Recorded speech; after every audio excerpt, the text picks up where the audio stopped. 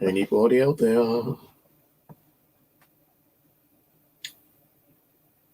Don't look like it, is it really? Must be boring.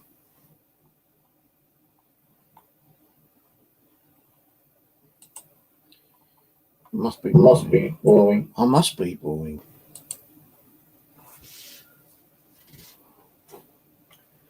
Well, just a quick one. I think I know who's been trolling me because I tried to do a fake account on my Instagram, and the thing was that it showed the person's name and their original Instagram group name as well. So I did block them and I did report them. The only thing is I did not bloody well screenshot it like I normally do. But I can say that it is someone in the UK, and if I give you a free letter, it's UBE. So if you're good at cryptology, think of a group that has UBE. Now, I know there's several groups with the same kind of like username, but it did give me a name as well, which I'm not going to mention. But yeah, twice I've caught them out now. One is on Facebook when I tried to create 4 different accounts under my name, and I was lucky enough to get a phone number on their last attempt.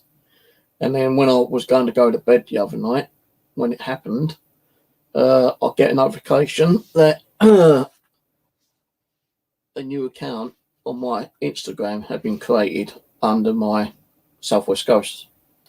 And the thing is that these idiots tend to like follow me. You know, they keep following me just to let me know that they're trolling me and like causing or trying to cause trouble for me. So anyway, let's say I kind of like screenshotted it and documented it, and it's been passed on to the particular people right now, so they may or may not look into it. I don't know. But anyway, I've just been watching the Netflix Cecil Hotel documentary, which was released today.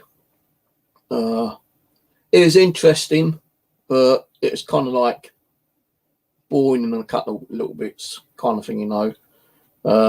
I do feel that there's a lot of stuff being withheld from the public, from the parents, and possibly some kind of what's that word I'm trying to think of? Every time I think of the word, it just slips out of my fucking head. But there's a bit of conspiracy going on between the hotel and I believe with the LAPD. I still believe that what many other people believe is that there was some video editing done on that video of Elisa Lam being in the actual elevator. There was, you know, you could see that, you know, when the lift door closes, it's closing suddenly, you know, within a split of a second. It's like a court already open. Now, that wouldn't happen in a normal elevator. You'd actually see the elevator door open from the beginning until it closes. On that clip, it actually opened a quarter way straight away, and it would never do that one. Some guy got blamed for Elisa Lam murder. Although he was at Cecil Hotel, it was there a year prior before, you know, a year before she was actually murdered. And, you know, he was a YouTuber. He done like, you know, some kind of weird kind of like, it's not black magic, but creepy stuff on YouTube, you know. He done creepy music, you know, he's into death and, you know, all that kind of shit. He got accused of it, and, you know, he swears black and blue it weren't him. You know, he said, yeah, I was there, but a year, you know, before she was killed. He had evidence that, you know, the day she died and even when she died and after they found the body, he was doing contracts on like music and stuff like that. And it kind of like screwed his life up. He did dress up kind of weird though, really weird sometimes, all this black paint and looked monstrous. But yeah, a bit weird. But no one apologised to him, kind of thing. It did bring up, some information regarding, that when she was there, TB erupted, but that's after she died, and like the vaccine was Lam Elisa or something like that.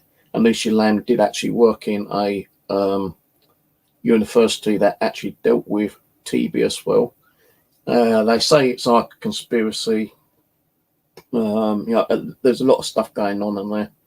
The only thing I didn't understand, right, is that the police, right, when they was informed, they did do a search at the roof, but 5 days after she was reported, I believe.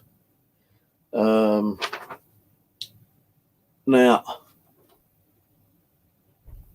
when they actually investigated and searched the roof, they did not search the water tower. Now, I would have thought the police would have searched every nook and cranny, including the water towers, but they didn't. Now, if they searched it, they would have probably found her body in there and then. Now, the thing with Elisa Lam was that her body was found 19 days after her disappearance in the water tank. The person who found it was one of the maintenance guys who worked up there, because there's a lot of people complaining about, the taste of water coming out kind of a brownish colour, and people was using that to wash and drink and brush their teeth and shower and stuff like that. They actually went up there, and he looked in there and he found the body there. Now, the thing is that although the police came and searched it and found it, they said that the water tank was open, but it wasn't, because the maintenance guy, when he looked in it, he covered it back up. But when the police went up there, apparently it was open. So, there's a bit of a contradiction about that.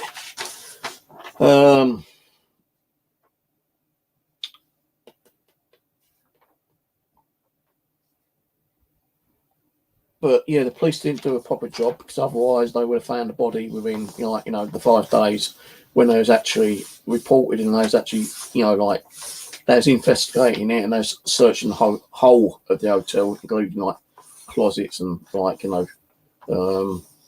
places where you can storage cabinets and stuff like that. They said they went on the roof, but if they had actually checked the water tank that day when they was up on the roof, they would have found a body.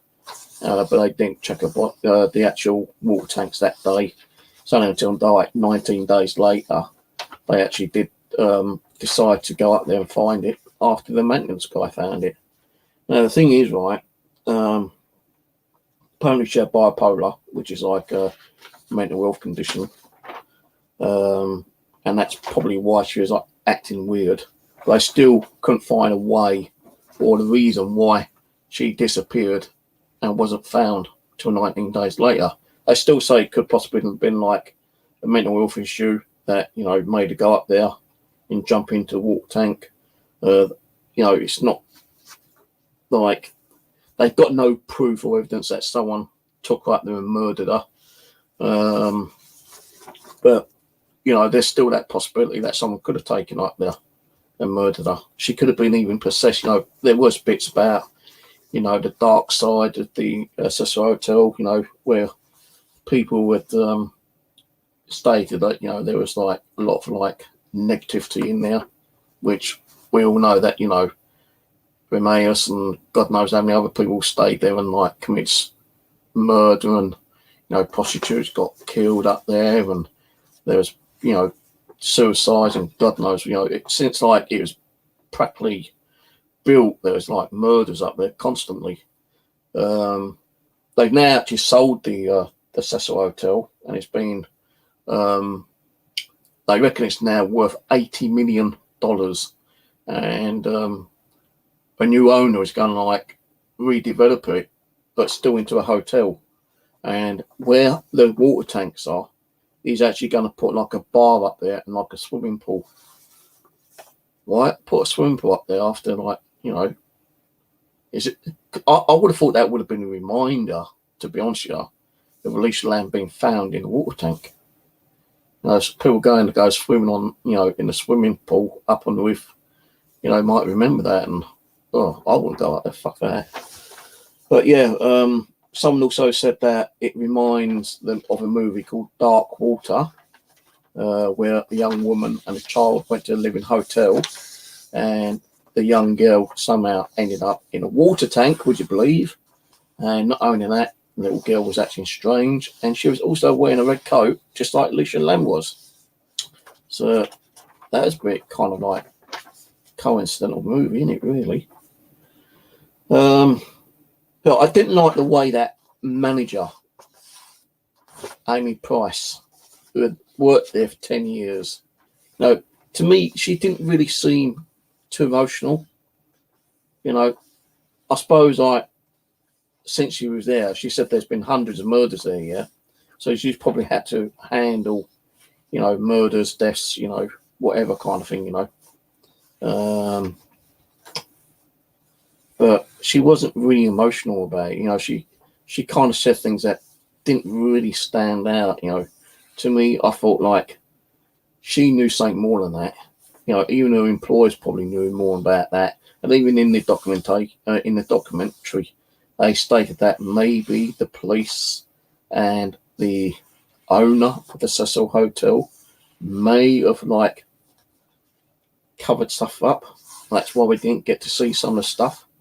Now I know Rose said that she was possibly raped, but they reckon in the documentary, the doctor who examined her, although there was an error on the actual paper that he was signing, they said it was an accidental drowning, right? But they state there was no sexual evidence that she had been raped or anything like that. You know, so and there were no bruising, no cuts, no marks, nothing. So if she was actually murdered, how the hell did they get her up onto that water tank? So even like people who were speaking about it didn't understand. You know, like if someone had murdered her, it would have been very difficult to carry her up that ladder and put her in the actual water tank. Plus, there would have been like fingerprints or footprints or, you know, some kind of DNA, but they never found any of that apparently. They said that she could have went up there herself, which is a possibility because there was like a stairwell which you can easily get to outside.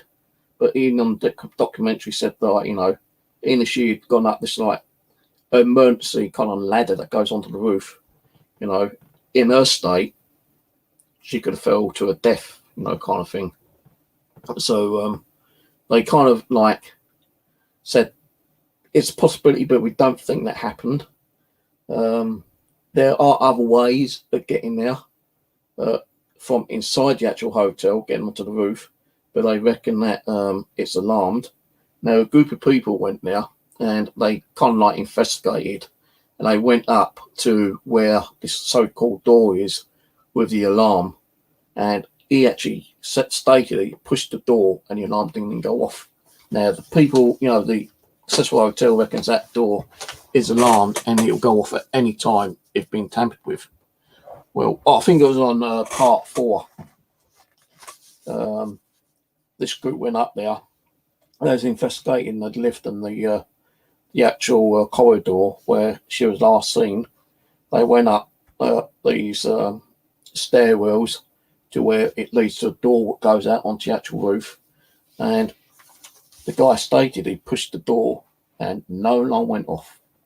Now, the only way the alarm would have went off if it's either been turned off or, you know, or it's faulty.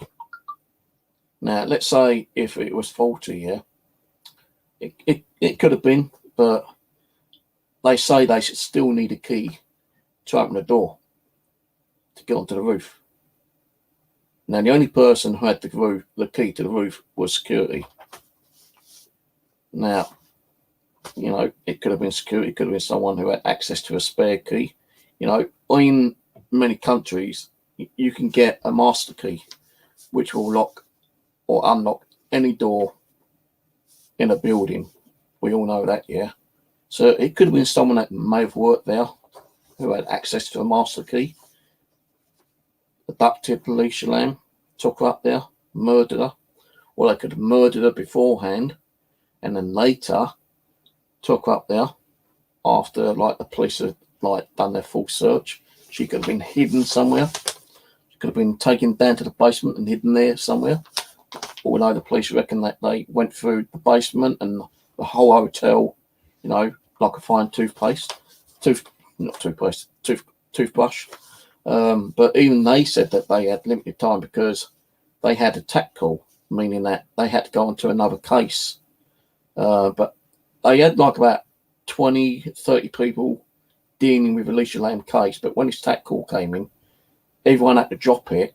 But Ford decided to stay on the Elisa Lam case because the TAC call was where there was a convicted killer going out killing the cops around LA, and the killer wasn't actually a previous cop himself, so he was taking a vendetta out on police officers for some reason, and that was all in the documentation. I keep saying documentation, a documentary. So there was a lot I didn't really understand, and I was confused, and there's a bit of, you know, to me, like conflicting on the evidence.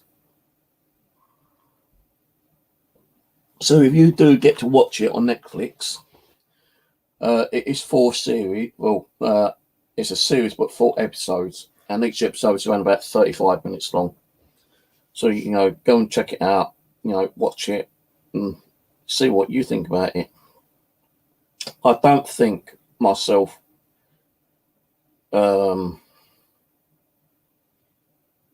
I think it could have been a murder. I don't think it could have been something spiritual. I don't know. But, you know, it could have been a murder. And, like, you know, it's a conspiracy. And, you know, it could have been someone that high up and they kind of like didn't want that person to get found out. And, you know, they play, you know, they, even on the documentary, they reckon that, you know, the police could have been paid off by tampering with evidence. I'm not saying that is in the documentary.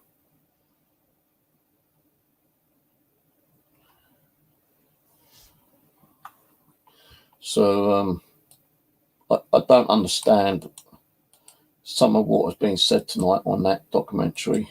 You know, I will probably watch it again. I'm not saying I'm going to do a stream on it and, you know, write down notes and stuff like that. But we'll see, I suppose. I don't know yet. I'd like to talk about it more with other people, but at the moment, I'm not going to have anyone on my streams because I've been watching what's been going on, and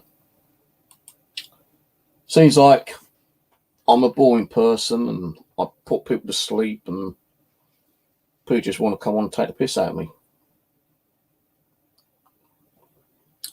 Now, I don't mind a piss take. Sometimes I can deal with that, but sometimes I can't deal with it. Sometimes I find it funny, sometimes I don't find it funny. But if you think I'm boring and I'm putting you to sleep, then don't come and watch. That's it. Point blank. Full stop. You don't have to come here. But, you know, I want to get people on here, but if they think I'm going to put them to sleep, then I won't bother. I did pop on a couple of streams tonight, actually, and said hello to a couple of people. Who is it? Chris. Age of Darkness. Nicked on there. They was talking about the old COVID. And like then they moved on to like talking about the conspiracies, you know, like, you know, over Antarctic where they believe that there might be aliens buried in the snow. Then suddenly they start talking about Nazi underground, you know. encampments under the snow. And I just stayed on there for about 5 minutes, and I decided, like, yeah, I'm going to shoot off. Hello, Rose. So, yeah, the other thing is, I don't know what I'm going to be doing on here, to be honest with you. I want to get back doing the streaming, but if you think I'm boring and I'm putting you to sleep, then don't come and watch. That's it. Full stop. I'm not asking you. I'm not begging you to come and watch. You know, if you don't want to watch me, don't watch me. I don't give a toss. And if you want to take the piss out of me, you take the piss out of me. I don't give a fuck about that either. You know, I'm always getting the piss taken out of me by people. All the time, but I don't give a fuck sometimes. If I think they're taking the piss too much, then I'll have to go back at them. But when I know when it's like a laugh and a joke, then I'm okay with that. Because I can take the piss out of people myself. But I don't take it to that extent to upset someone. So, yeah, you know, I'm not worried about it. I don't give a shit about it. Trying to get on with my channel. And if people don't want to watch my channel, then don't watch it. I don't give a shit. If you want to fall asleep, go and fall asleep. You know, just don't bother coming on in and falling asleep. Because I probably will make you fall asleep. No, go to Steve's channel. You know, he's boring. He'll make you fall asleep. If you want to do it that way, do it that way. I don't give a fuck. But if you're saying that I'm making you fall asleep, I'm not making you do nothing. You're the one who's coming here and watching my channel. And if you think I'm boring, then fall asleep. I don't give a fuck. I'm not asking you to come and watch.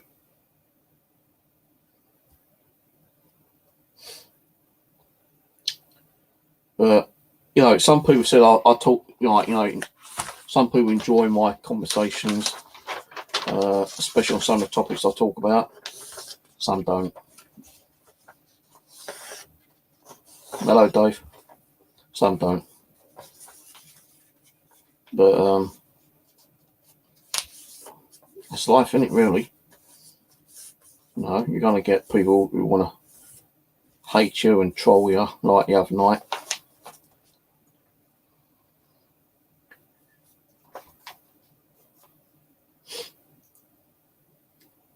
You know, Facebook, I got trolled.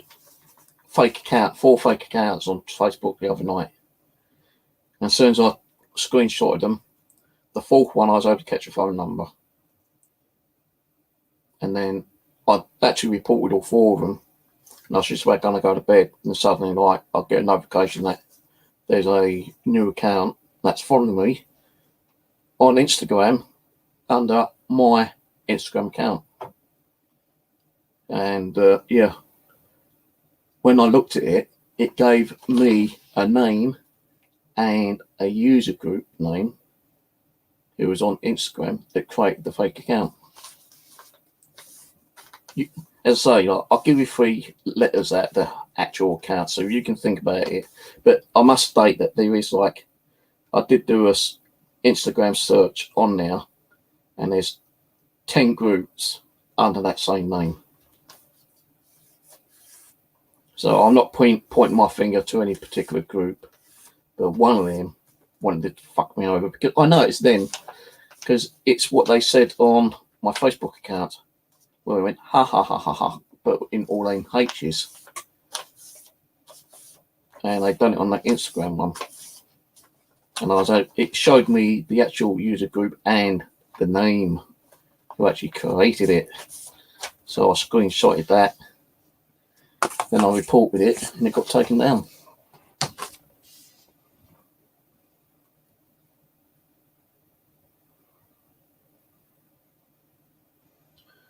So, yeah. That's it, really. And I watched the Cecil Hotel tonight. We'll probably watch it again. I've ordered the book, which the what was his name? I think I've got it on eBay. I actually ordered a book regarding the Elisa Lam case. And that was written by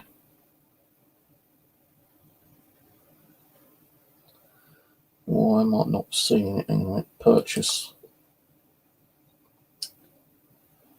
Gone at Midnight, it's called. The Mystery Death of Elisa Lam by Jake Anderson. So I'm waiting for that to turn up. So I'm not a real book reader. I don't like reading books, to be honest with you, but I will probably flick through it and see what that Jake is saying about the actual Elisa Lam case itself.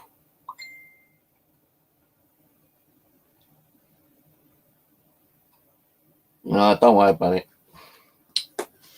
Actually, I've got to turn my phone off.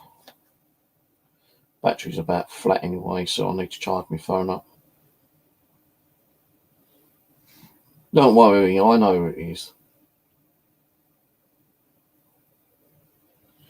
Open all messenger apps in one place. No, thank you, because I'm going to turn that off. No, it weren't you. Oh, I've got to turn my phone off before it starts going crazy. I've got to turn it off because my battery's like 2%. And for some reason, my phone will only charge up when the phone's turned off. Even if I've got 1% and my phone's turned on, it won't charge up. If I turn it off, it'll charge up.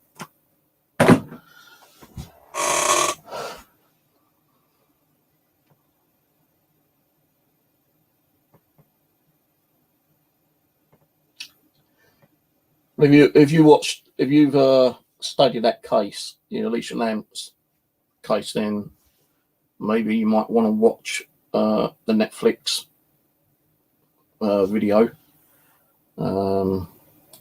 regarding the Elisa Lam case. Oh, actually, hang on a minute. Trying to get the link.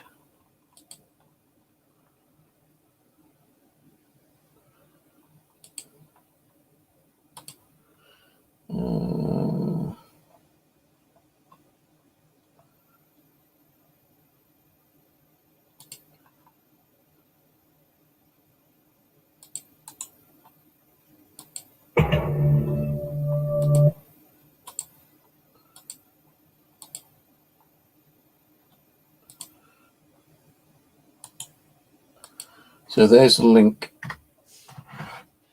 to the Netflix video file. It's a series. Well, it's a series, but it's like 4 episodes in that one series, and I've watched them all 4.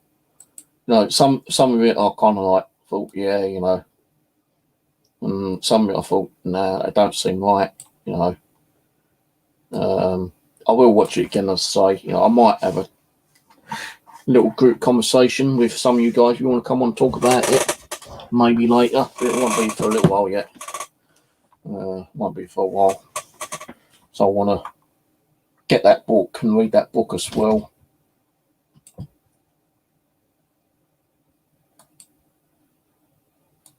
But I think, there was a bit of conspiracy going on between the actual hotel and the police department. I think they might have been paid off to keep certain information away from the public.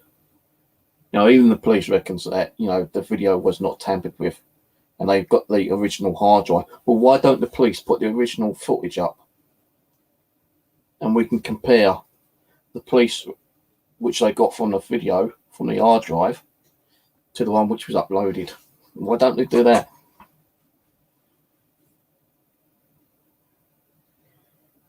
If you think about it, it's like, the Sandra Bland case. There's a lot of video editing on that, wasn't there? Because they was trying to hide the facts of the truth.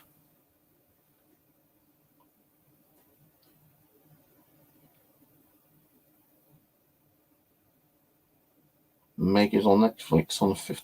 I thought Meg is that Megadon movie. What's Meg about?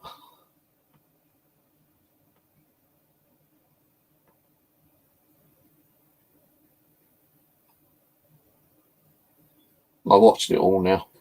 I watched all 4 episodes. No, there was a guy, as I say, who was accused of murdering her.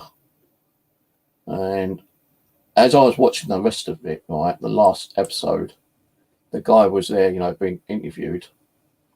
And I thought I'd just do a Google search, right? And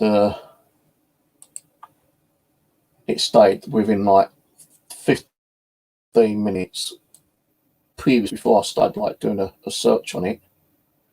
There was a piece on a guy called Morbid, who is kind of like, you know, he looks a bit weird actually, but he's into like that dark kind of music kind of stuff, you know, you know, like death metal. And he has done a few weird videos on YouTube, but because he was like targeted and bullied, and people were saying, "Hey, you know, yeah, I've seen that one. If it's about the shock, I've already seen it. It's got Jason Statham in it. If you read this one, yeah, you know, the guy was picked on and bullied, and you know, he had to prove his innocence. You know, even where he lives, the FBI went round and fucking questioned him, and he had proof that, you know, he wasn't out of the country at that time. He had like contracts on his music and other kind of stuff, yeah. So they left him alone, but it tipped his world upside down because people were like messaging him saying, "You killed Elisa Lam, didn't you? You're sick, so and so, and like, you know, you come to LA, we're going to kill you." And he put him into a deep depression as well. And not only that, his Facebook and his YouTube and other accounts got completely removed from social media. They all got blocked. And the guy says he's trying to, like, you know, get himself back into, like, you know, a way of living, because he even contemplating suicide as well over it, because he's been like blamed for something that he never done. And he said he never got an apology from anyone. And people shouldn't do that shit. You know, they shouldn't be blaming someone unless they can prove that person was there at that time. And he proved that he wasn't there. And it's kind of weird that as I was watching it, it's like on the last episode, I was sending someone a message on Facebook, and I thought, you know what, let's just do a quick Google search on, like, you know, this guy. And the first thing that popped up was that link. And funny enough, it had only been like 15 minutes uploaded when I actually done it, which was like, you know, what's the possibility of that being there 15 minutes after I decided just to do a quick Google search on that particular guy? Really fucking weird.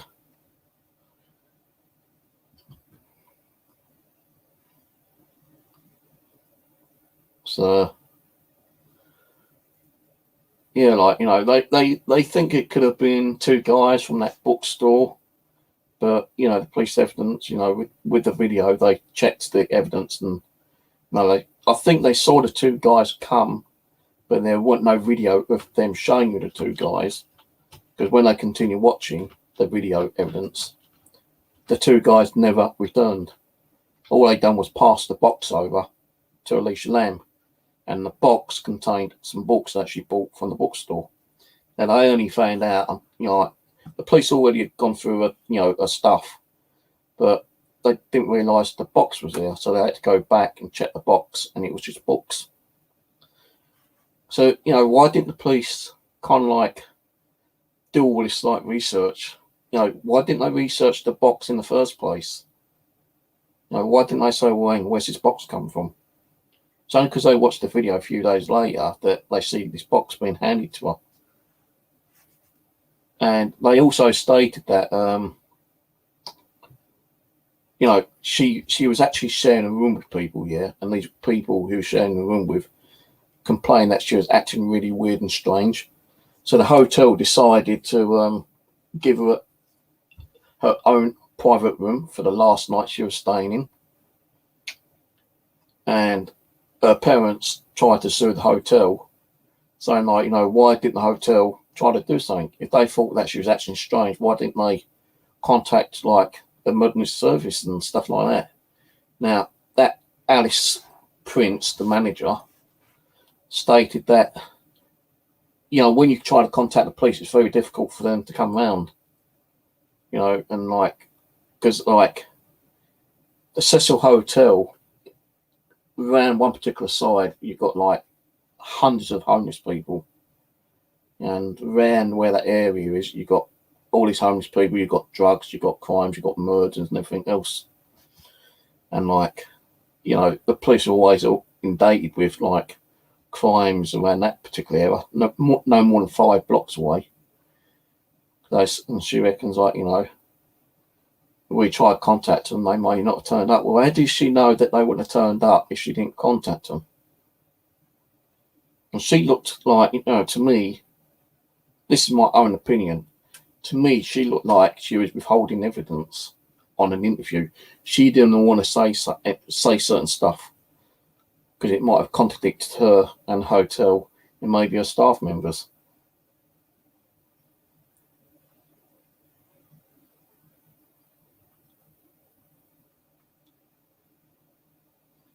I know, I wrote it down. Amy Price was the manager. She was there for 10 years. And, she said the amount of things that's gone on in that hotel, like the murders, the rapes, the prostitution, the drugs, she never said anything like, talked about any kind of like paranormal activity might have gone on there, or like, sacrifices and, that dark shit. I think she was probably too scared to mention anything about that, I suppose. But it looked to me like she was probably trying to withhold information on an interview.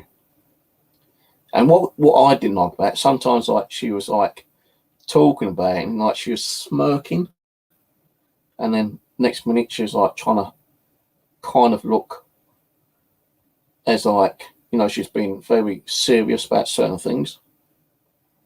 She just didn't look right, And even that maintenance guy, when he was like giving his kind of like interview, it's just that sometimes that there's a way you can tell if people are lying or exaggerating, by the looks.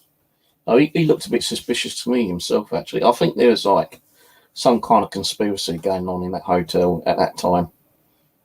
And, the owner just didn't want it to go too far, so he's probably like gave the old bill. I'm not saying, they did, but, a lot of people are saying it on social media. They could have had a backhander. No.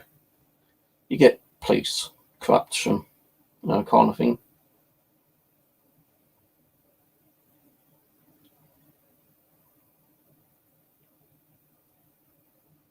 Now, I'm not saying it was to do with the paranormal.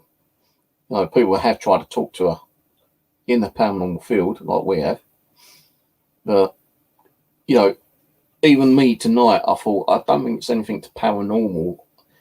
She had, what's that fucking, she had that depression, bipolar, or whatever it's fucking called. I can't even think what it's called now. And they stated that, she had more medication than that she's supposed to have had, right? So maybe she wasn't taking the medication. And that was causing her to be like she is. Like, I know what it's like being on antidepressants, mate. If I miss my antidepressants, then it kind of like screws me up a little bit more. I'll get more depressed than any other day because I miss out on my medication. But I reckon that she weren't taking half the medication that she was supposed to be taking. And that's why she was acting all kind of weird. As if she was like imagining seeing things. Bipolar, that's it, yeah, bipolar. So, I reckon bipolar is part of, depression anyway. But she had bipolar 1. I don't know how many different types of bipolar there is, 1, 2, 3, 4, whatever. But she was on bipolar 1. That's what it said in the documentary anyway. But they still can't understand how she got up to the water tank, because if she had even if she'd gone to the water tank herself, right, for instance, yeah, how the hell can she close the metal covering? She wouldn't be able to do it. Now, even if she was like to hang there with her hand hanging up, her hand would have got caught. She wouldn't have been able to release her hand. And in the documentary, they said her clothes were removed because if you jump into cold water, all right, more longer than you've got your clothes on, more hypothermia is going to like build up. So while she was in there, she's taking her own clothes off to try to reduce that hypothermia. Where did she know that's going to help not to make her cold enough that quickly? And when the police went up there, they should have checked those water tanks, but they didn't do it. It's only until people started complaining about the water, the taste of the water, the colorization of water was coming out like it was like a brownie color. So they got sent the old maintenance man up there, and even he said that he had to take the top off. No, the top was off, I think he said. And he looked in there and he saw the girl there. Then, for some reason, he put the top back on. Why? Why would he put the top back on?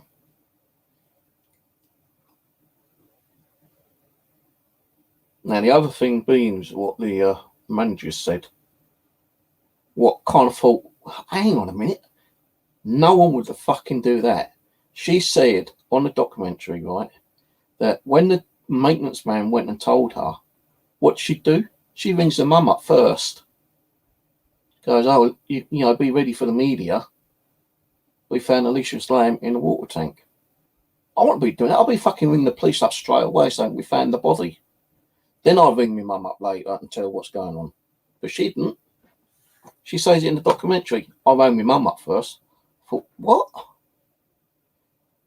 Is that woman, funny in your head or something? Because I wouldn't have been doing that. I would have been fucking ringing up the police, 911 first, then telling my mum later.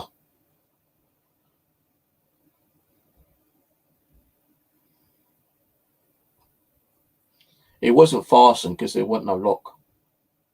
And even she said in the documentary, why should we put a padlock on a water tank? Now, they're going to do it in the future, I don't know, but I reckon they should put locks on that water tank, and they should make sure the alarms are working on the fire exits. I'm not saying anything's going to like that happen ever again, but, they should do, tighten up their security a little bit more. They should have done all that years ago when people were dying. Like there are places that I know of, well, not actually know personally, but I've been told of, like when people go into, very deep depression and anxiety, it's like it's not like a mental home, but they get put in certain places, right, for their own safety, and all the windows, if not barred, they got alarms on them. So when they lift the window up, the alarm will go off. But the alarms are only set on certain floors. Like the first, 1 or 2 floors is okay because it's not meant to be there for like, people with certain illnesses. But people with like dire straight illnesses, really crazy people, if they ain't got like mental hospitals, they can put them in, asylums. They put them in different buildings, and it's usually like from the 4th floor onwards. They put alarms on. Some of them might have bars on them. Some won't have bars, but they have like alarms on. So I reckon, like, they should put alarms on the windows. You can have the window up a certain height. Like here, for instance, these block of flats, and I'm not bullshitting you here, these blocks of flats were actually made for people with mental health issues. People who contemplated that, might have wanted to commit suicide. These windows have got security latches in. Can only open the window about that far. You got to press a certain thing on the actual window with quite a bit of strength to actually open it, even more. So these have got kind of like little security catches on. Now, there are places like that, where you've got security catches, but they've also got alarms on. And that's what I should do in like hotels, because like, how many people go to like on holiday and jump out fucking hotel windows? Probably hundreds of thousands.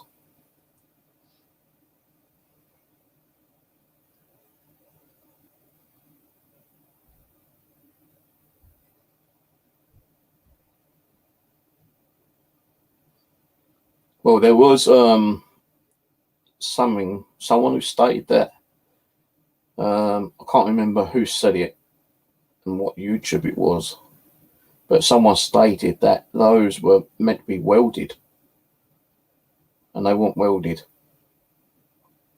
Now, I know what they did say was to get the body out of the actual water tank.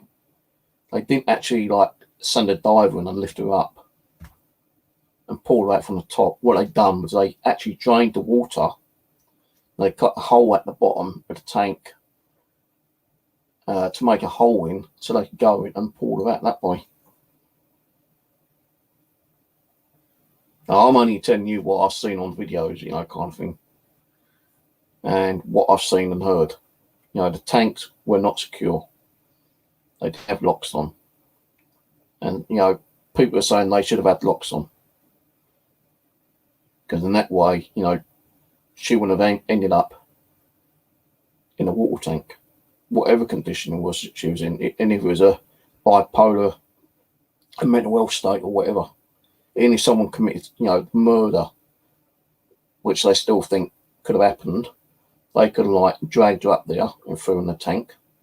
But why would they actually take her clothes off if she was murdered? And what else was said? Why did she remove her clothes unless she knew that having the clothes on was gonna cause hypothermia to like build up even quicker, which I don't think she would have known. So why was her clothes removed? They still don't know why her clothes were removed. I think it's still going to be like an ongoing topic. Although the police are closed, the fold down, it's still going to be ongoing for probably a few years now, I reckon.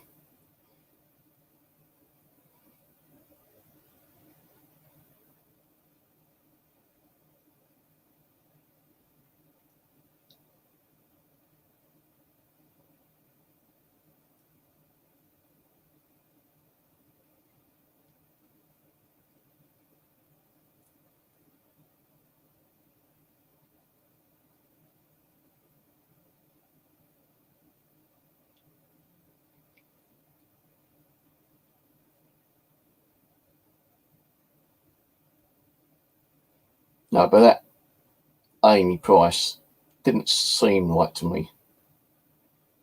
And even the police officer at the end said, he was gutted that they did not think about looking inside that water tank the day they was actually searching the roof. For some reason, they just didn't think about searching it. Well, if they searched the whole of the hotel and they searched the roof, why didn't they search the water tank? Because they would have probably fucking found her there and then. But if they hadn't found her, like they're saying, right, they think that, after the 5 days she went missing and they searched the place, right, apart from the actual water tanks, it's like, I think, 14 days longer before people started, getting the horrible taste in the water and, complaining about it, and the maintenance man going up there. So it's 19 days after she'd gone missing. But it's 5. Another thing is, which I thought was strange, was that it's 5 days after she'd gone missing that they decided to search the hotel. Now, normally when people go missing, the police would probably start searching locations within the first 24 to 48 hours, wouldn't they? So why does it take them 5 days to start searching the hotel? Because if anyone had killed her, it would have given more time for them to hide the body. And how much of the hotel did they really search? Like fucking 700 rooms.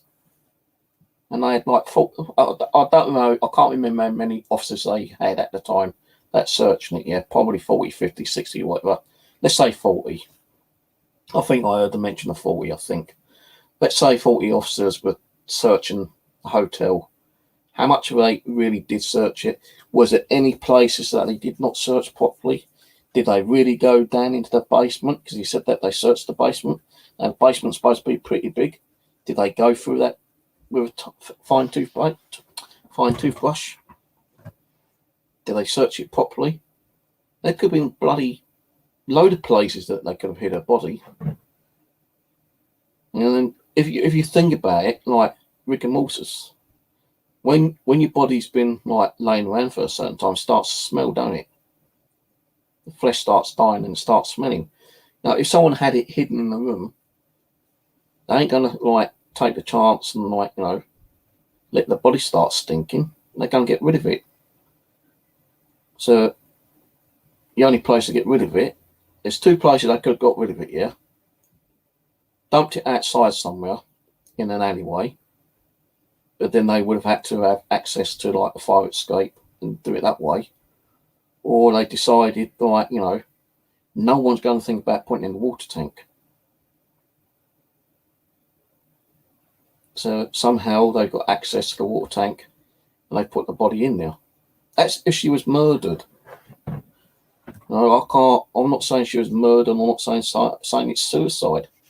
Some say it's murder. Some say it's suicide. Some saying it's like a demonic, you know, possession that made her do it.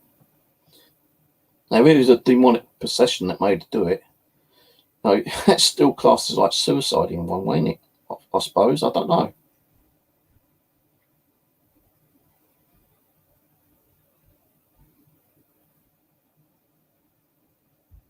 Talking about Elisa Lam, there's a NetFlix series on it today.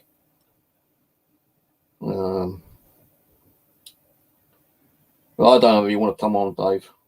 Now for a little while, it's up to you. I don't know. I might go in a minute anyway. It's like midnight.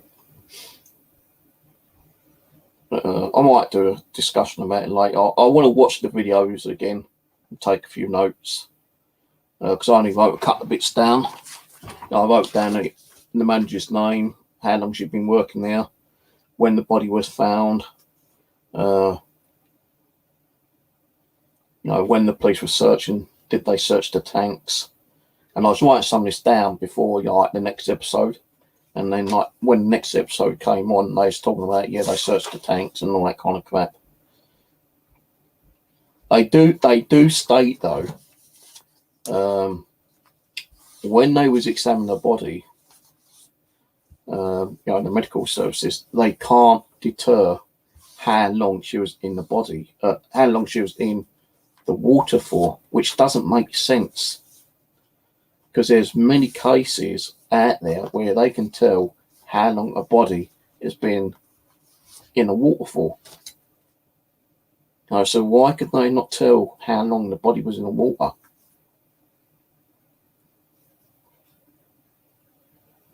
There weren't no evidence of rape or sexual assault or anything like that.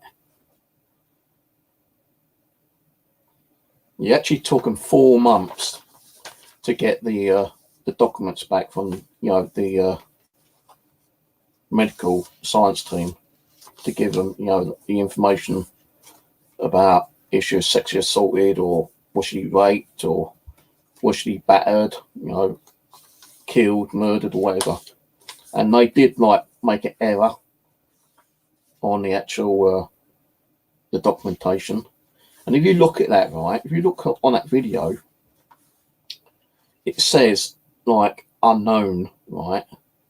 And it's like the first of the 6th, 18 or whatever it was. Something like, I can't remember the date. But then they crossed it out and put error. Then it said like accidental. And it looked like the 1st of the 15th. And like, if you look at the 1st of the 15th and the 1st of the 18th, you know, you can see that the 18th and the 15th are completely different. But the police officer in charge said, no, it's an error. And if you look, you can clearly see it's like 2 18ths, and it isn't. To me, it looked like the first one was 18th, and they crossed it out. Then then they changed it over to accidental to the 15th. And they could have put 15th, ticked us off as accidental. Then they reviewed it a few days later and put unknown and crossed it out. Thought, no, we put it back as like accidental. So it's probably like hiding something.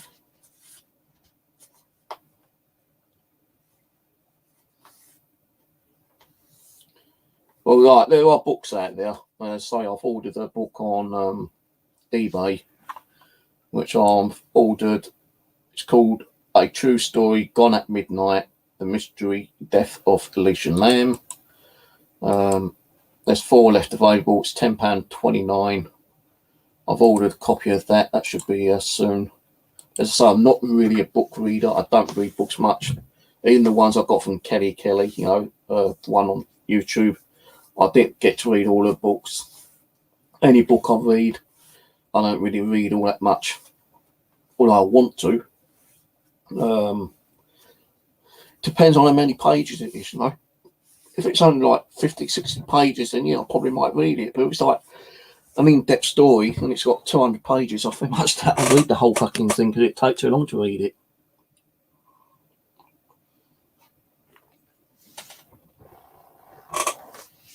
You know, I've got several books that I've not read. The only book I ever read in my whole lifetime, and I read it like 3 times, was the Hacker's Handbook when I was at school. And it's about, you know, hacking computer games and stuff like that. So I read that 3 times, and that's the only book I've ever read. And you're talking like 40 years ago. I get distracted from books. Now, you should sit there and read a book without being any kind of distraction with, like, you know, the TV turned off, you know, the internet turned off.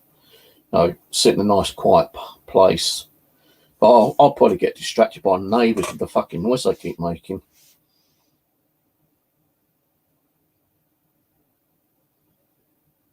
Now, if you do a stream on Elisa Lam and you want me on your channel, Dave, then I'll be happy to come on and give you my point of views, my opinion.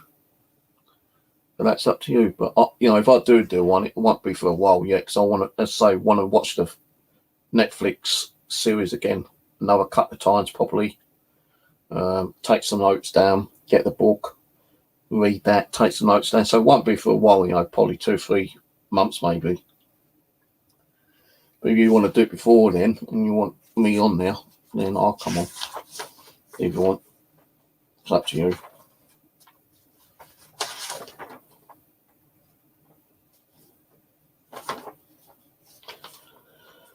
But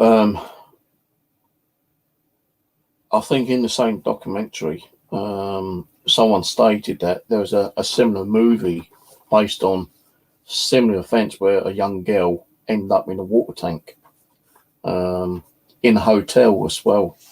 And it showed you a clip of the tap being turned on, and it came out like a brownie colour, just like it happened on, you know, Cecil Hotel. And it was called Dark Water, the movie. I just tried doing a search on Amazon and Netflix, can't find it. So, you know, I'll probably try to look for that and see if I can watch that as well.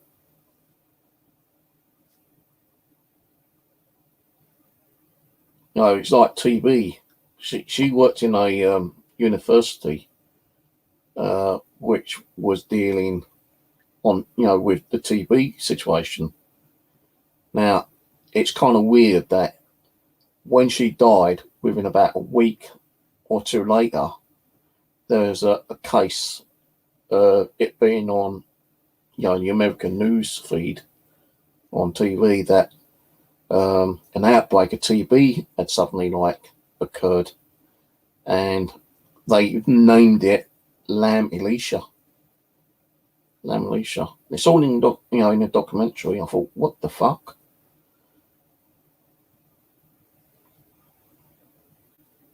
They think it's like a conspiracy with the government. Maybe the government, fucking gave her TB, and where she's been walking around, she's passed it on to the homeless people, and maybe the TB killed her. I don't know. God knows. Skid Row, that's it, yeah.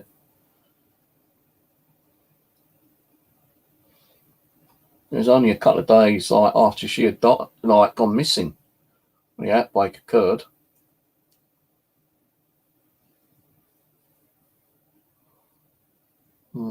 Really weird. Now, was it a government conspiracy cover-up? Did someone go in from the government and shut her up, hide her body, and dump her in the water tank later, making it like a suicide or possible murder? Just don't know. But when I was watching it, though, yeah, if you keep looking at that footage of her in the elevator, someone pointed out that if you look closely on a certain part, when she goes out, you can just barely see her arm moving on the. Well, she was at this side. That's the elevator. Instead of her going that way all the time, she was going this way. Well, when she went out, you could just see barely her arm moving, and you could see her feet. Now, she kind of stepped sideways a little bit, turned and walked away, and you could see both her feet walk away, but there's another foot there, and they don't know who that was. Now, another thing I don't understand, is that if they got video cameras in the elevators, why the hell haven't they got it in the hallways? Because I know a lot of hotels would probably have, camera surveillance in hallways.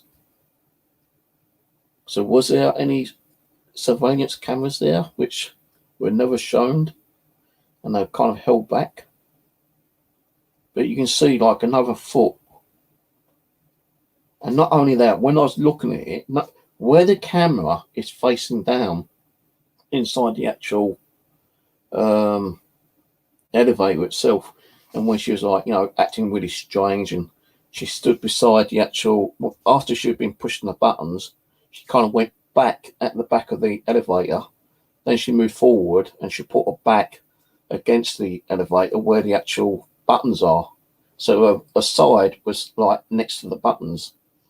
Now, to me, the camera wasn't actually videoing the whole of the actual elevator, and it might have just been pixelization, to me, but it looked like someone could have possibly been out of the view of the camera, and even when the door shut, they could have still been in there, because it looked like where she was on that side, even when she went out, it looked like there was a shadow or some kind of moving around in the actual elevator, but was still being out of view of the camera. It could have just been pixelization, I don't know, but to me, it looked like there possibly could have been someone there, kind of out of camera view. Don't know.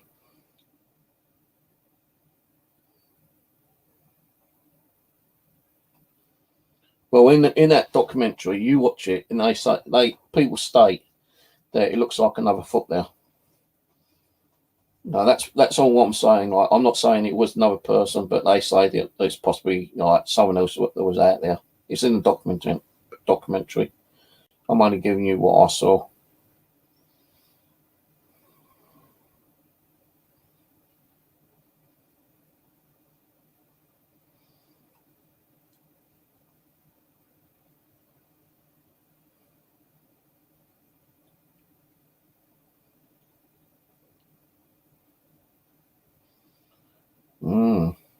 testing for antibodies in proteins in TB, HIV, and even COVID.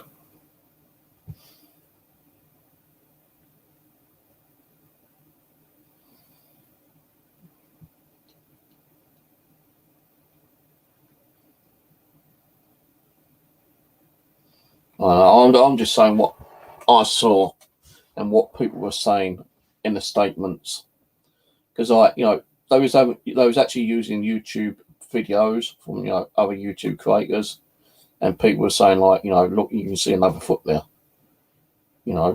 Was there someone hiding behind the actual outside when she was doing that?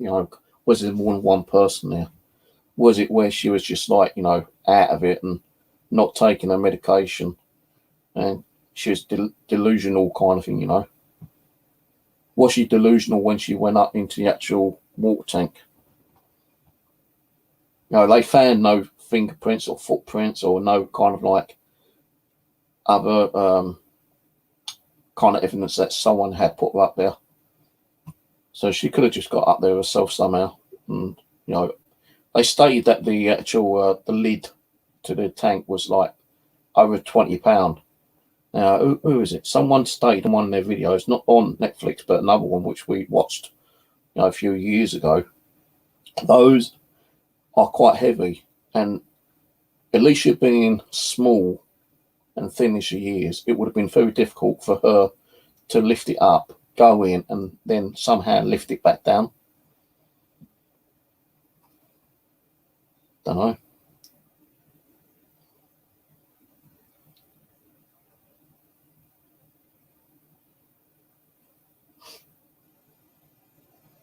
That's why I say I'm going to watch it another couple of times anyway. Because like people can be wrong.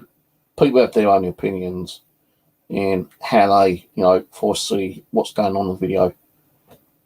I'm sure that there could have been someone else in that elevator, but that's my opinion. Other people can say no. It's just like the way the camera is. It's pixelization, but the actual camera, the timestamp, they reckon that was somehow edited. But how can you tell if it's edited when you can't even read the timestamp itself? The only way they think it's timestamped or edited is because of the elevator door. An elevator door would open like that. As it opened like a quarter of the door was opened as it opened when it shouldn't have done. So that's why they're saying it was edited.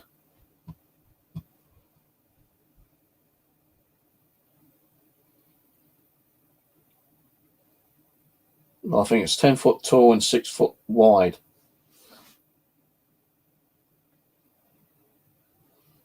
They still can't understand why she would take her clothes off. Even if she was going to drown herself, why take her clothes off either inside or outside the water tank to drown herself? Why don't you just keep them on? Because we all know when clothes get wet, it makes your body more heavier, don't it? It's like when you go and buy a brand new pair of jeans and you're like shrink them in, it feels like you're wearing like fucking concrete weights on your bloody trap on your legs sometimes.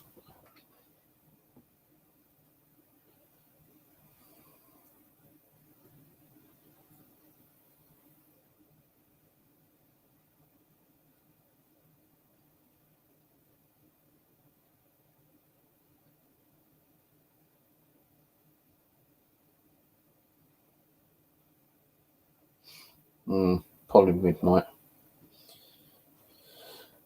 The witching hour is 3 o'clock, isn't it? So why midnight? When they said like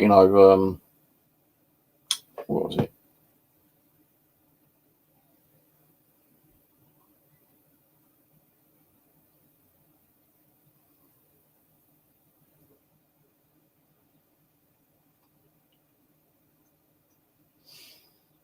Yeah, well,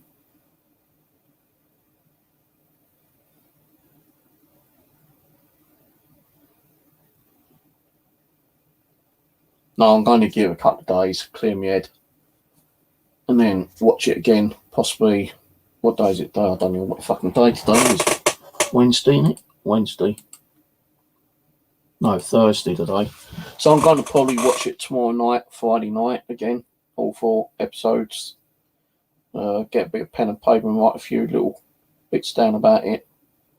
But even when I've done that, I'm not going to go and start doing streaming about it. I'm going to wait until I get the book. That should be probably before the weekend, hopefully. Try and read the book, take some notes out of the book, and see, if it's roughly around about the same as what they're saying on there. The thing was, I didn't even mention about a book being written about it from that Jack guy. So, but there might be stuff in the book which might clarify or be, what the documentary's saying. I don't know. Well, I don't think I'll probably do a stream about it for a couple of months, maybe. Unless, like, you or someone else is doing it before then and say, hey, you want to come on? I'm only going to give you my opinion, what I think, like tonight, what I think was going on and what I think was the cause and whatever, but I don't know yet. I might not. I don't know. I'm going to think about it. I'll have to think about it.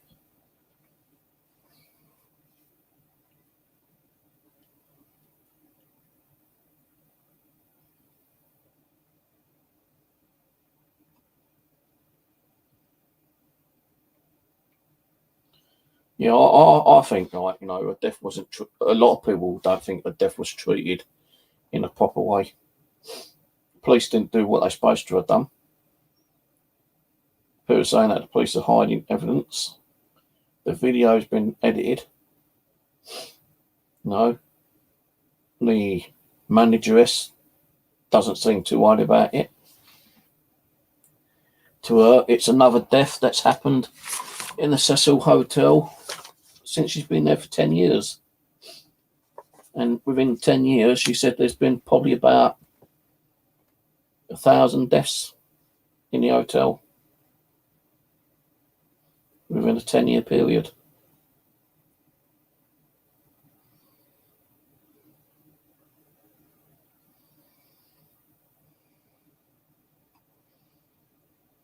No, I think,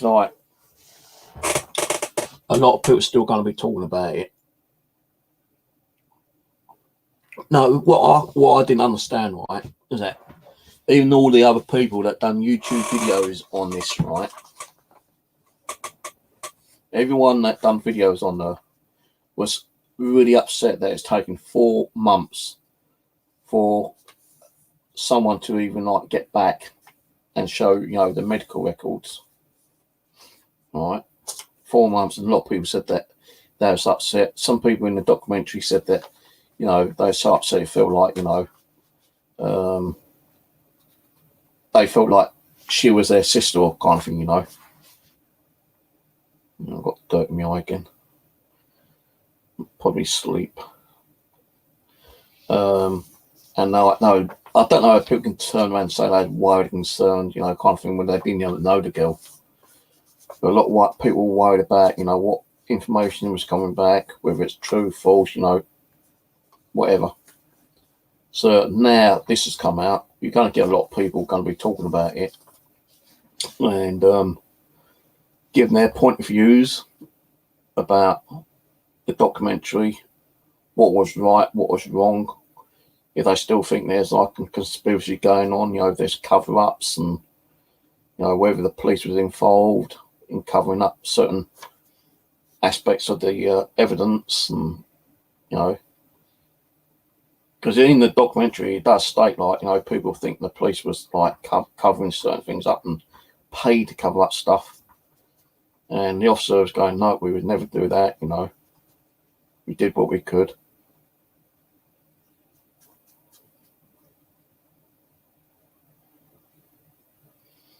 Now I would have liked to have streamed the actual Netflix series myself, but you can't because you'll get copyright infringements and you know, copyright infringements could lead you into deep shit. But some people will probably be doing it on their channel, taking like video clips out and like using it on their own streams. I'm not going to be doing that though. I'm just getting, you know, if I do a stream, I'm just going to do a stream on, you know, information that I write down from the NetFlix series and from the book, which I'm waiting on. And if someone turns around and say, well, you know, you can't prove that, play the video clip. I say, well, I can't play the video clip. I'm just telling you what I've got written down. You know, if you want to, like, doubt it, go and watch the fucking video. Buy the book.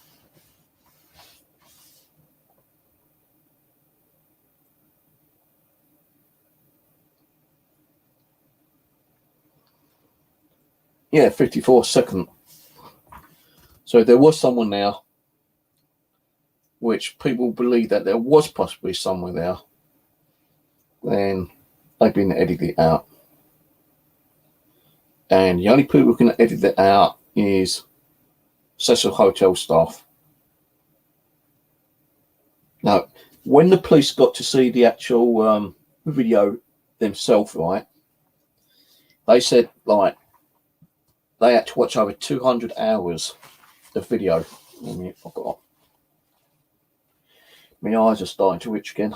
Oh, I've got to get me fucking medication on. They had to watch over 200 hours plus of video evidence. And it's only a couple of them who was watching it.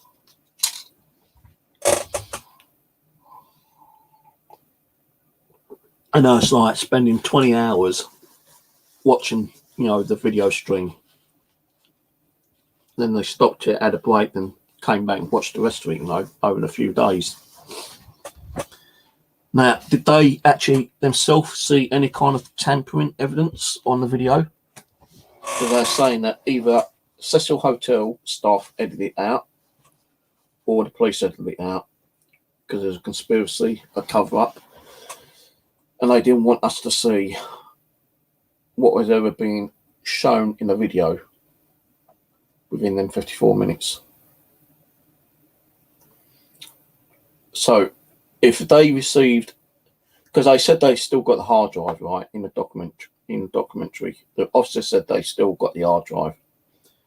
Although it's still like a close case now, they still have, you know, I suppose like Elisa Lam's, you know, possessions, unless they've already given back to their family, her family, all the paperwork and everything is in a box, probably locked away in some fucking like storage, just like all other criminal records and case files and everything else. But they said they've actually still got the video footage. What I was saying is that the police, right, should go for that hard drive again and see if there was any kind of tampering. Because if it's been edited and deleted, there are ways of finding out if it's been edited and deleted by Pacific software. So like with your PC, you could do a video now, right, and upload it. You could edit it, cut bits out and delete it. And although you think it's deleted, it's not deleted, it's still in your hard drive. And there's technology out there where they can actually scrub your hard drive and go through your hard drive sector by sector and finding any kind of deleted content from there. Did they do that? I very much doubt it. I reckon they should do it if they got the original hard drive and find out where that 54-second segment of videos disappeared to. Because that could be withholding evidence for one thing, yeah, and there could be evidence of foul play from another person that could have been there at that time.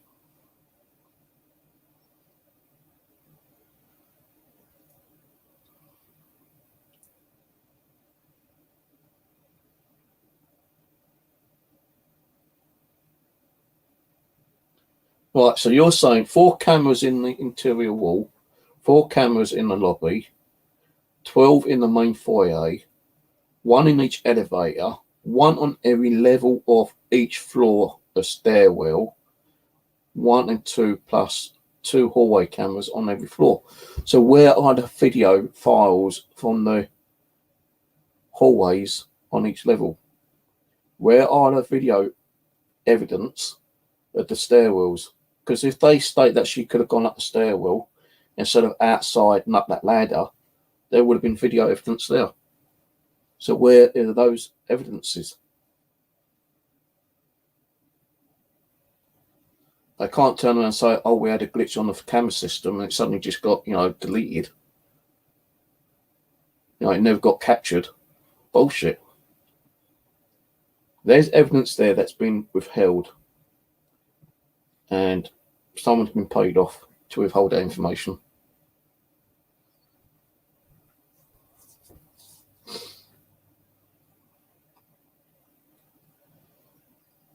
There is none. Bullshit. The only reason that there could be none is that after she was seen in the elevator, whoever had access to those security cameras means it's possibly a staff member. They've done whatever they need to do. They've gone down and they've deleted all those video evidence. But I said, even if you delete them, they're not deleted. How do you think people get caught out and stuff? Like that guy who done those videos on me. He tried to delete them. They found them. They use software to undelete software, videos and documentations and photos and shit like that,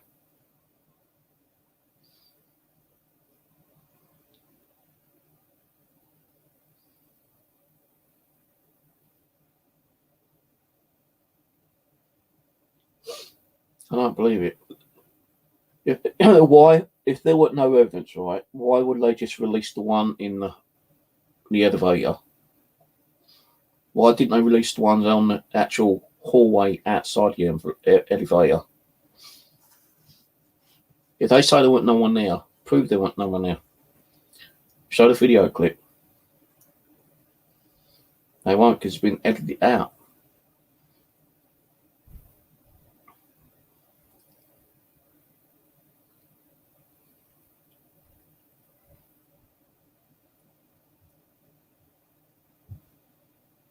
I know what you're saying. Nothing that added to the investigation, but I reckon there's more than what happened and what they're saying didn't happen. Thing is, the proof, and you can't prove without the evidence. It's like, you could say, like, my neighbour went and burgled the shop next door, and they got CCTV. But at the time he went and burgled it, the CCTV wasn't working. Then how can you prove that you went and burgled the shop if there's no CCTV evidence?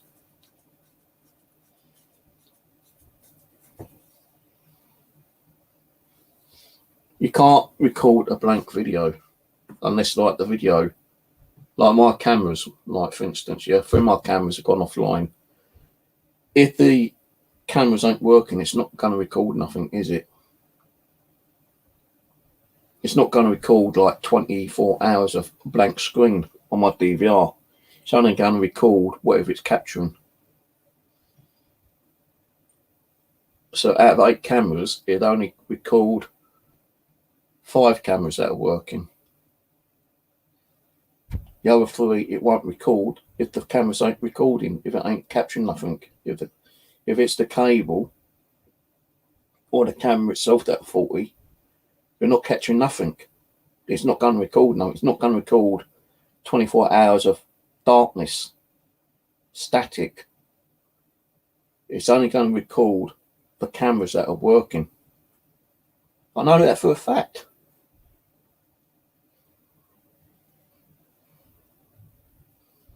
No, I've tried looking on my DVR the other night to see if my living ones were recording. It's not recording because the cameras ain't working. Like you say, it's not being triggered. So unless the cameras that were supposed to be there wasn't triggered and operating, then no, it ain't going to record nothing. So there ain't going to be nothing there to show. But I reckon with technology as well nowadays, yeah, right. If there was someone else in that elevator standing in the corner away from the camera, because the way I see it, yeah, I could see like a shadow, like a reflection on the side of the elevator where Elisa Lam was standing most of the time. Even when she went out, you could see something there. If someone had the technology, which there is out there somewhere, you could actually like really look into that video clip and see if there was a reflection of someone that may have been standing in the corner, reflecting onto the actual elevator. It's like when you're looking in the mirror, you know, you're reflecting into a mirror, but it might be distorted. But with software, you can actually undistort that distortion. I can't even say it now. Distortion, and you can see what is happening in the background.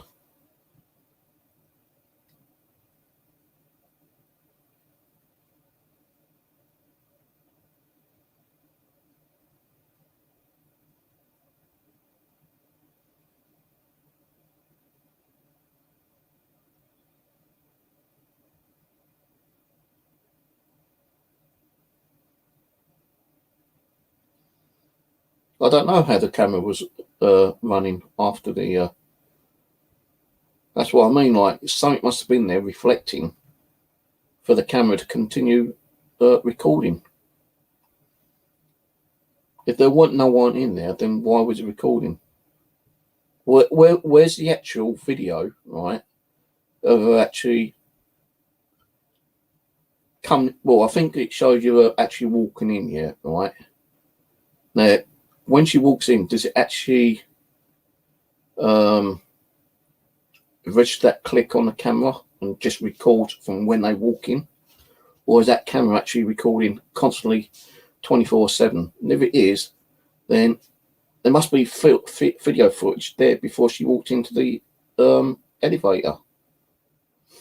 No, who was in there before she came out, walked in? Someone must have came into that elevator, gone onto that floor and gone out. Did they look into that?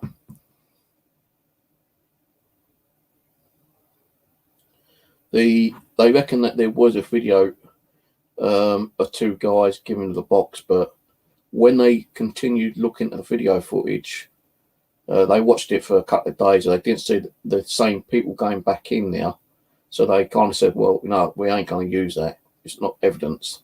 If them two people who gave the box had gone back into the hotel, then they might have used it. But because they walked in, handed the box, they didn't even show you the two people who handed the box. So I reckon it wasn't really worth us showing as evidence or some kind of shit. You know, they might have not wanted the public to see them because they weren't involved in it. So apparently they worked at the bookstore, didn't they?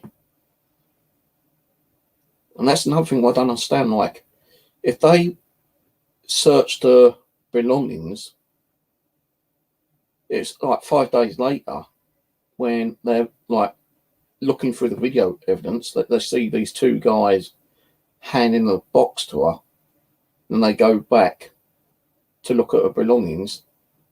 Now, why did they not look at that box the first time when they was looking at the evidence, instead of waiting till the second time they went and looked at the evidence because the box was given to her?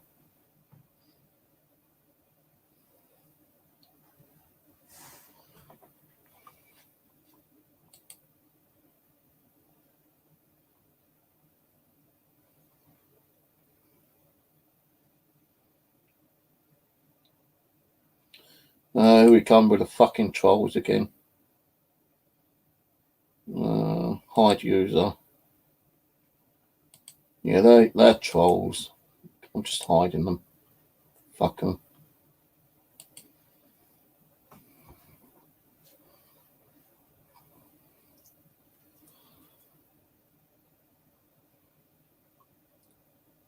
I know there ain't something right about it. That's why people were so concerned about it. Like they said, like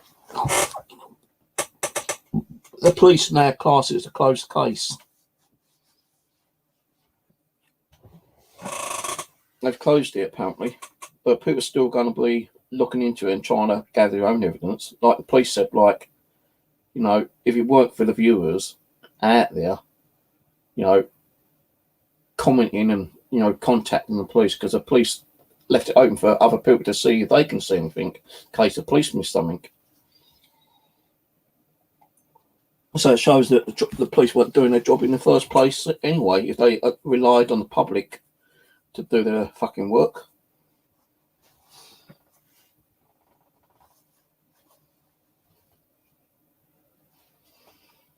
You know, even some of the stuff that the police did receive, they didn't really think was necessary or important enough to look into.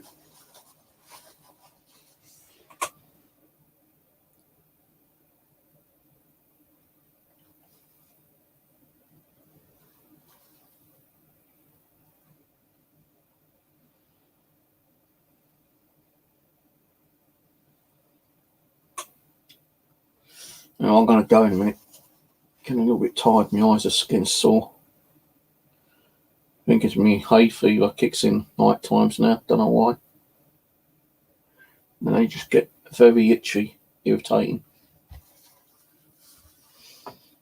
No, they family even tried to sue the hotel for negligence because like they had no lock on the water tower, or they didn't care about people reporting their daughter acting strange.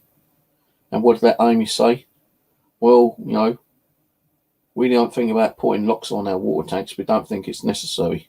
And we didn't think it's necessary for us to contact the authorities because she was acting strange. And if we thought that she was acting strange enough, then we may have contacted the police. But the police are so busy that they may have not turned up. Well, how does she know that they may not turned up if she hadn't rang the police? If she had rang the police, or, you know, just 911 emergencies and got, you know, medics around there to check her out, you know, they didn't have to contact the police. They could just, like, call the medics around. The medics could have, like, thought, well, hang a minute, bipolar, she's having, like, a depression mood or something, you know. But she didn't do it. And what happens? The court sees favour to Cecil Hotel and kicks it out, you know. Well, you know, screw Lam family. I think it's like, and I could be wrong, but a lot of people said it's a conspiracy going on. Just like what's going on right now.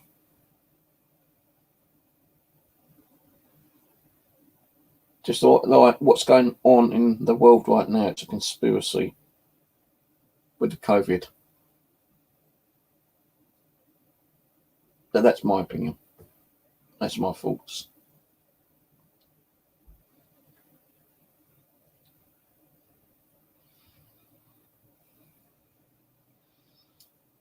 The police claimed it was more important due to the missing person being a non-national. I thought she was national.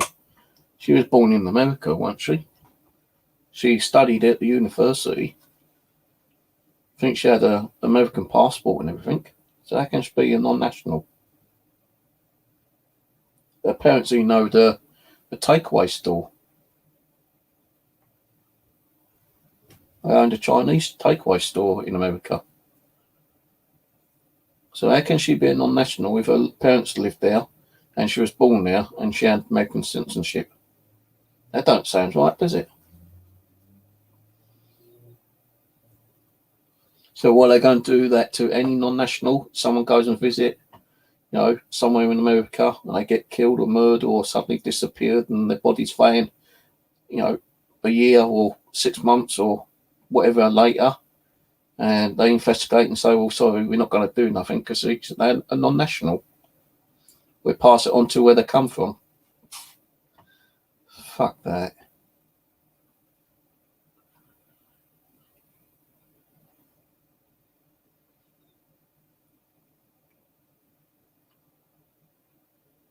I know she's Canadian, but, you know, it's still part of America, isn't it? Canada. It's on the border.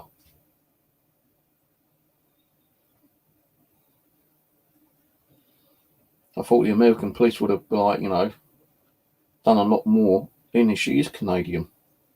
It's on the border, still part of America. Well, to me, I'm probably wrong as usual. But it's on the border of America.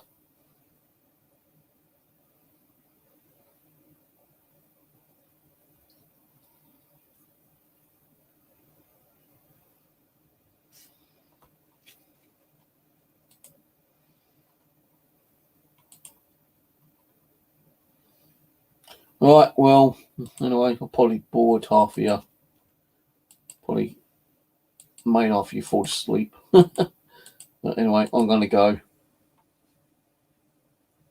I'll let you know what I might do about this. I'm waiting for the book. I'll probably watch this again towards the end of the week, maybe the weekend. Netflix probably might write some bits down. If I decide to do it and do a stream, I don't know. But, if you hadn't seen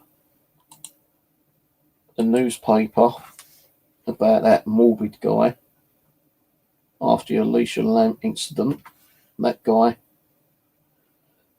had his life destroyed by people saying that he murdered her when he had nothing to do with the case. He was there a year before she had went there.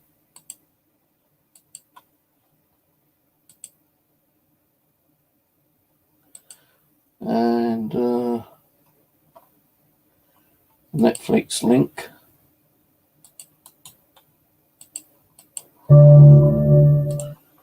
Netflix link is this one.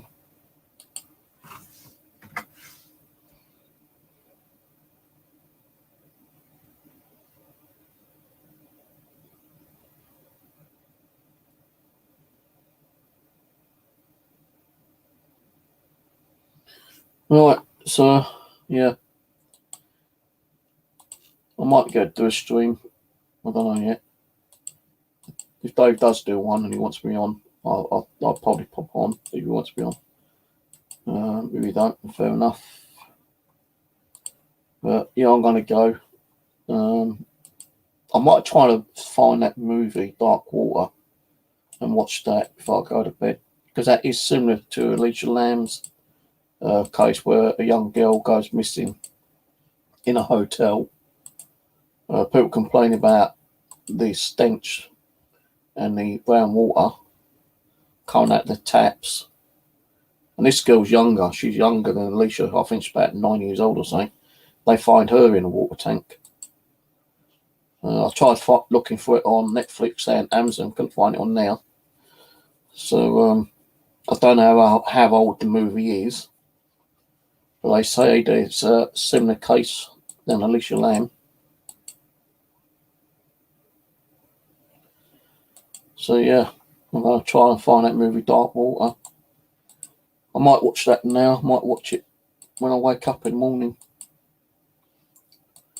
All right, good night, everyone. Catch you later.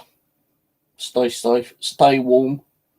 It's bloody cold out there still. Still snow on the ground over here. It looks like it's trying to snow again at the moment.